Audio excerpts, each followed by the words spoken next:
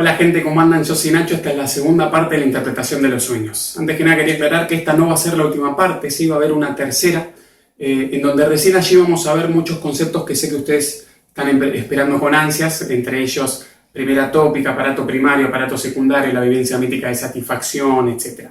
Pero bueno, es mucho el material que tenemos para ver en este texto de la interpretación de los sueños, y bueno, no quería dejar afuera algunas cositas que me parecen pertinentes e importantes, como las que vamos a ver en esta segunda parte. Así que bueno, arrancamos. Freud va a hablar de lo que se conoce como sacroegoísmo del yo, ¿sí? Va a decir que el sacroegoísmo del yo es la postura que el sujeto toma a la hora de ir a dormir. Postura en donde la persona muestra cierto desinterés por el mundo exterior, y esto permite que se desembarace de todo freno ético y moral. Es decir, el sujeto a la hora de ir a dormir deja a un lado ese mundo exterior, ese mundo de vigilia que vive en su vida cotidiana. Lo podemos entender de la siguiente manera. Por ejemplo, la postura que nosotros tomamos siempre a la hora de ir a dormir, ¿cuál es? La actitud es desvestirse y ponerse otro tipo de indumentaria. Nosotros podríamos decir que esto sucede debido a que no queremos arruinar nuestra ropa, sino la queremos estropear. Aparte, tampoco queremos dormir incómodos. Nadie va a dormir con una camisa, una campera o un jean. Pero bueno, Freud va un poquito más allá y lo va a entender de manera simbólica, y es de la siguiente. La indumentaria que nosotros utilizamos es un medio cultural, sí, que ha sido impuesto, objetivado y legitimado por la sociedad en la que vivimos. Entonces nosotros tenemos que no solo vestirnos de determinadas maneras ante determinadas circunstancias, sino que también tenemos que comportarnos, ¿sí? Hay ciertas reglas culturales, además de la ropa. Entonces, él lo entiende en conjunto, ¿sí? A la indumentaria como un representante de todos estos límites que se imponen culturalmente, que hacen que el sujeto esté dominado. Recordemos que Freud no entiende al sujeto como un sujeto malo por naturaleza, más que bueno, a diferencia de la concepción religiosa, ¿no? Que cree que el ser es bueno por naturaleza y después la cultura lo corrompe. Bueno, Freud es al revés. Cree que el ser humano es malo por naturaleza y es la cultura la que se va a encargar de dominarlo y establecer sus límites. Entonces, eso es el sacroegoísmo del yo. Entonces, esa postura que el sujeto toma permite que emerjan todos esos deseos inconscientes que en la vida de vigilia tienen que estar ahí bien reprimidos, bien escondiditos. En cambio ahora, cuando se despoja de ese mundo exterior, cuando se saca la cultura de encima, por así decirlo, estos deseos inconscientes hay más posibilidades de que emerjan, y por eso solemos soñar, ¿no? Dirá Freud. Entonces, ¿qué pasa? El yo, si bien esto sucede, siempre va a estar presente. Si el yo no estuviese presente en el sueño, la persona soñaría directamente ese deseo inconsciente, literalmente, sin desfiguración, y se despertaría, ¿no? Entonces, que el yo esté presente en el sueño se ve consecuentemente en lo que se conoce como desfiguración onírica y desfiguración onírica y censura onírica, perdón. La desfiguración onírica es eso que hace que el sueño sea incomprensible, ¿sí? Que sea algo lejano, algo ajeno, que parecería un sinsentido. Recordemos que el contenido de los sueños es el latente, ¿sí? Lo que significa el sueño verdaderamente, y el manifiesto, es decir, lo que el sueño cuenta, lo que pasó en el sueño. Entonces siempre el contenido manifiesto es una desfiguración del contenido latente. ¿Por qué? Porque el contenido latente suele referir a deseos inconscientes, entonces necesita desfigurárselos para que el sueño pueda cumplir con su cometido, que es que prevalezca el dormir y se pueda también efectuar el cumplimiento de deseos. Por eso tiene que desfigurarlo. Y por otro lado, hablar de la censura onírica. La censura onírica es aquello que se dirige, ¿sí? Hacia esto que es a este material de naturaleza repudiable que tiene que desfigurarse. Entonces podríamos entender a la desfiguración onírica como consecuencia de la censura onírica, ¿sí? La censura onírica es la que actúa sobre esos elementos que tienen que desfigurarse. Y Freud también va a decir que la censura onírica es como la resistencia que aparece en el trabajo analítico. Recordemos que nosotros decíamos que en el trabajo analítico siempre hay una resistencia por parte del paciente, una resistencia que se ve reflejada en algunas excusas, que es una resistencia al recordar, ¿sí? Al recordar aquel conflicto psíquico y aquellas representaciones displacenteras. que Freud también había dicho que esa resistencia es la misma fuerza que aparece, es la misma fuerza que la represión que aparece en el conflicto psíquico, que se encarga de dirigir la representación inconciliable al aparato inconsciente, al aparato reprimido. Entonces ahora además agrega que la censura onírica es la resistencia, ¿sí? Entonces se trata siempre de la misma fuerza, es la resistencia pero actuando en el sueño. Entonces tiene un nombre diferente que es censura onírica, que quede claro eso. Así que bueno, lo otro que es pertinente saber es el trabajo del sueño. ¿Sí? El trabajo del sueño es el trabajo que ocurre en la transposición de los pensamientos oníricos latentes al contenido manifiesto, ¿sí? Entonces, con esos pensamientos oníricos latentes se realizan ciertas tareas, ¿sí? Que hace que la desfiguración aparezca y se transforme en contenido manifiesto. Y el trabajo que se da a la inversa, ¿sí? Del contenido manifiesto a los pensamientos oníricos latentes, se le llama interpretación del sueño, que es lo que uno hace en el trabajo analítico con el terapeuta. Entonces, bueno, lo que hace el aparato, ¿sí? El trabajo del sueño, mejor dicho, con los pensamientos oníricos latentes, es lo siguiente. ¿Sí? Vamos a ver ahora las tareas, por así decirlo, que tiene que hacer el trabajo del sueño con el contenido latente. Entonces tenemos primero la condensación, es decir, elementos latentes que son similares, el aparato, perdón, la tengo con el aparato, que está bien, en definitiva es el aparato, pero llámenle trabajo del sueño, que es el concepto que utiliza Freud. Entonces, el trabajo del sueño se va a encargar de que los elementos latentes similares se fusionen, ¿sí? Se unan o se condensen, dando como consecuencia lo que se llama formaciones mixtas.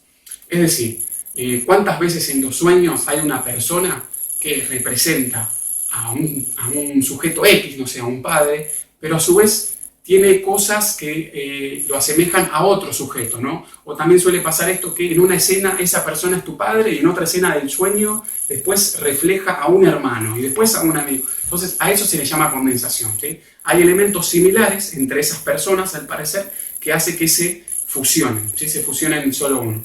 Una aclaración importante que me olvidé.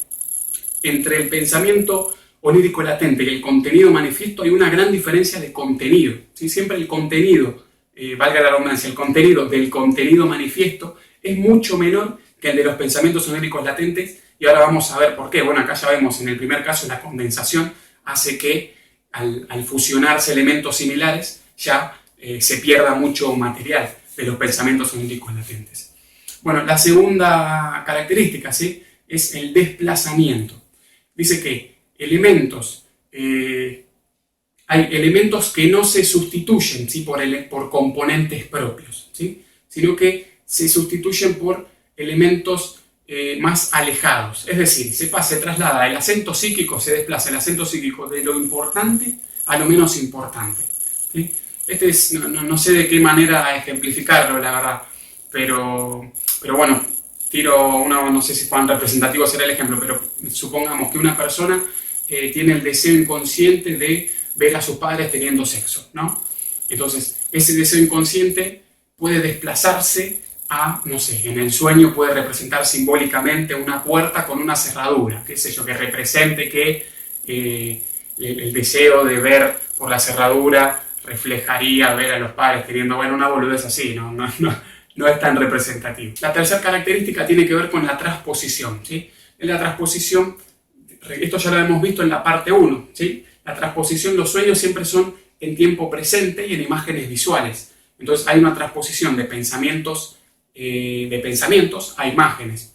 ¿Y qué sucede? Nosotros pensamos en palabras. Entonces las palabras devienen de un complejo sistema de signos lingüísticos del cual nosotros nos valemos. Entonces, si vos modificás o tratás de traducir el sistema de signos y de los pensamientos a imágenes, hay un montón de elementos que se van a perder, porque el lenguaje es mucho más complejo que las imágenes. Entonces hay imágenes que no tienen un punto a punto, un uno a uno para describir ciertas palabras. Entonces, en esa traducción de los pensamientos a las imágenes, ¿sí? A la transposición de imágenes, se pierde mucho contenido. Esto también hace que, lo que decía antes, que el contenido manifiesto siempre tiene menor cantidad que los pensamientos oníricos latentes, ¿sí? Y bueno, y el último es la elaboración secundaria, ¿sí? Esto también ya lo habíamos visto la anterior vez, que tiene que ver con esta diferencia entre lo que uno ha soñado, ¿sí? Entre el contenido manifiesto y después la elaboración que uno hace de ese relato del sueño. Aunque por lo general suele ser una fachada en donde uno arma un relato del sueño bastante coherente y donde aquellos elementos que no eran congruentes el sujeto los saca y los pone por otros que tengan un grado de coherencia mayor. Así que bueno, eso tiene que ver con el trabajo del sueño. Ahora vamos a ver un poquito lo que son las clasificaciones. Freud pasa dos clasificaciones, dos categorías bien demarcadas. Una es aquellos sueños en donde el cumplimiento de deseos no requiere de ninguna desfiguración, es decir, por lo general son los sueños infantiles, que son sueños que vienen de emociones de deseo consciente y que no generan ningún displacer al aparato, entonces no es necesario que se desfiguren. Y por otro lado va a decir que hay emociones de deseo que provienen del sistema inconsciente, entonces estos son los sueños desfigurados, ¿sí? Entonces tenemos esas dos categorías, los sueños desfigurados provienen de deseos inconscientes y los sueños que no son desfigurados que provienen de los deseos conscientes. Y bueno, y por último va a hablar de la génesis del sueño, ¿sí? Va a ser tres posibilidades. Va a decir que uno puede soñar con una emoción de deseo que apareció en la vida de vigilia y que por alguna condición externa el sujeto no la pudo satisfacer y que estos deseos pertenecen al sistema consciente. Es decir, un deseo que uno tenga conscientemente durante el transcurso del día, no sé, por ejemplo, querer comprarme un alfajor, supongamos, mando cualquiera, y que por alguna condición externa no lo pudiste satisfacer. Dice, entonces, no sé, la condición externa puede ser que no tenía un mango o que el kiosco estaba cerrado y tenía que volver a mi casa. Entonces, ese deseo consciente puede emerger luego a la noche cuando te vayas a dormir. No debería ser desfigurado este sueño porque no es displacentero. Entonces, después va a hablar de emociones de deseos que provienen, ¿sí?, del aparato inconsciente, deseos que han tenido que ser reprimidos y que pueden emerger a la noche y que estos sí van a tener que ser desfigurados, ¿no? Estos sueños tienen que ser los sueños en donde ha de haber un conflicto psíquico y una representación se ha tenido que reprimir y luego en el sueño aprovecha para aparecer. Y después va a decir también lo que son las emociones de deseos actuales, ¿sí? Es decir, deseos que aparecen cuando uno está durmiendo y entonces el sujeto empieza a soñar con satisfacer ese deseo que tiene en ese preciso instante. Por ejemplo, lo que sucede también por lo general más con los chicos, cuando se están orinando, ¿no? Un nene que se está orinando sueña que va a orinar y si no controla esfínteres se termina orinando en la cama. O no sé, si tiene sed sueña que está tomando algo, o aparece un río, alguna situación así. Y entonces, esas son las tres posibilidades. Vimos las dos clasificaciones, ahora tres posibilidades de distintos deseos que pueden aparecer en los sueños. Y ahora vamos a ver la génesis de los sueños de los adultos, ¿sí? Freud va a decir que tiene que haber dos tipos de emociones de deseos. Por lo general, los sueños adultos son los desfigurados, ¿sí? Entonces tiene que haber un deseo inconsciente, pero este deseo inconsciente tiene que valerse, ¿sí? Tiene que unirse, que aprovecharse de un resto diurno. Los restos diurnos, Freud en una instancia le llama preocupaciones, pero después aclara que son emociones de deseos conscientes, ¿sí? Los que vimos antes. Entonces, el resto diurno es algo que sucedió, una preocupación o un deseo que sucedió durante la vida de vigilia, que vos lo percibiste conscientemente y que, bueno, prevalece y queda ahí dando vueltas en el preconsciente y consciente. Y entonces el deseo inconsciente se anuda a este y en el sueño aparecen los dos. Pero Freud destaca, el rol principal, primordial, es el del deseo inconsciente. El rol del resto diurno no es más que secundario. Y bueno, lo último, algunas objeciones que me parecen copadas. Los críticos de Freud le decían que cómo puede ser que todo sueño es cumplimiento de un deseo si hay sueños de angustia, ¿sí? Entonces Freud va a decir lo siguiente. Bueno, además de esto que sabemos, ¿no?, que hay deseos inconscientes, ¿sí?, que tienen que ser desfigurados, él va a decir que a veces la censura trabaja a diferentes intensidades. Entonces, por algún motivo que él desconoce, hay deseos inconscientes que pueden eludir a la censura, ¿sí?, pueden sortearla a la censura, entonces empieza a cumplirse el deseo inconsciente sin desfiguración alguna. Entonces, obviamente, le genera displacer al sujeto. Entonces, suponete que vos vas a soñar sin censura que querés matar a una persona. Entonces, cuando estás por cometer el hecho, empezarás a desarrollar angustia.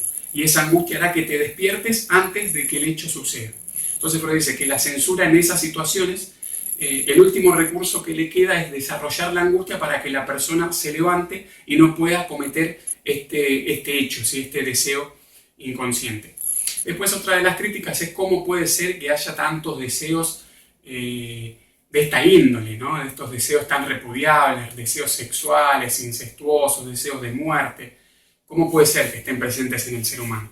Bueno, Freud responde a esto que sí, que lo están, que puede que sea así, y que de hecho da cuenta de esto que hay miles de personas que en el cotidiano diario cometen estas atrocidades. ¿Sí? ¿Cuántos crímenes vemos de gente que abusa, de gente que mata, entre otras cosas? Entonces acaba de decir una frase muy piola, que es de Platón. La frase dice que la buena persona se conforma con soñar aquello que la mala ejecuta. Y frase de Platón que Freud la toma más adelante para hablar del neurótico y del perverso. Él más adelante, cuando habla de las teorías sexuales infantiles, de la perversión, de las pulsiones, etc., va a decir que el neurótico fantasea lo que el perverso hace. Así que, bueno, medio que le afanó la frase que a Platón la modificó un poquito igual. Así que se la damos por válida, no fue plagio. Y bueno, la última objeción es que muchas veces las interpretaciones de los sueños como que son muy traídas de los pelos, muy forzadas, etc. Entonces, Freud dice que sí, que a veces son algo imprecisas las interpretaciones, pero que bueno, que justamente sucede porque el sueño no viene a comunicar nada, entonces no es fácil entender el significado del sueño, ¿sí? Es decir, el pensamiento lírico latente. Por eso muchas veces se puede caer en alguna que otra imprecisión, pero igual no le quita mérito, ¿sí? La interpretación de los sueños es un método muy válido para acceder al inconsciente por medio del análisis de los sueños. Así que bueno, eso es todo. Espero que se haya entendido. Si les gustó el video, como les digo siempre, denle me gusta, por favor. Suscríbanse al canal, activen la campanita, así reciben las notificaciones de los próximos videos. Y bueno, nos vemos en la parte número 3. Muchas gracias.